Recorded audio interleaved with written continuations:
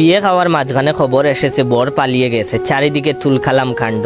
এইদিকে আমার প্লেটে মাংস কম পড়েছে, চারিদিকে চেয়েও মাংস নেওয়ার মতো কাউকে পেলাম না। অবশেষে অনেক উকিঝুঁকির পর দেখি কন্যারে গিরে সবাই দাঁড়িয়ে আছে। প্লেট হাতে নিয়ে বাবুর্চি টাইপের এক লোকরে বললাম, ভাই সাব গরুর মাংসের হাড়ি কোথায়? সে আমার দিকে তাকিয়ে কর্কশ স্বরে বলে উঠলো, ছেলেও উদাও হয়ে গেছে আর আপনি খাবারের পিছনে এখনো পড়ে আছেন। বুঝলাম না, ছেলে গেছে তো কি হয়েছে, আমারে দাওয়াত দেওয়া হয়েছে, আমি খেতে এসেছি। এইদিকে কন্যা চিৎকার করে বলছে, আমি বিয়ে না করে উঠবো না, এক্ষুনি আমাকে বিয়ে দিয়ে দিতে হবে।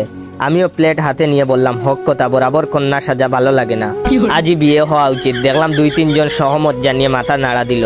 কন্যা আবার বলে উঠলো, এই মুহূর্তে আমার বিয়ে না হলে আমি গলায় দড়ি দিব।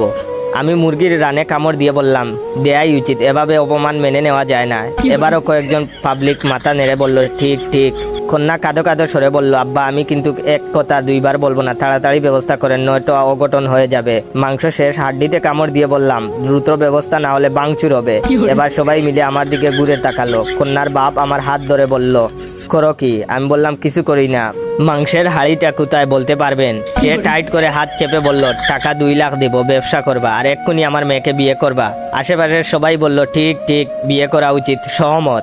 আমি 2 লাখ কেন 10 লাখ দিলেও বিয়ে করবো না বলতে গেছিলাম, কিন্তু সবার চোখের দিকে তাকিয়ে ভিতরের কথা ভিতরে রয়ে গেছে। হবু শ্বশুর আব্বা আমাকে টেনে চেয়ারে বসিয়ে বললেন, এই জামাইরে মাংস দিয়া যাও। মাংস দূরে থাক, পানিও এখন গলা দিয়ে নামছে না। এ কি মুসিবতে পড়লাম।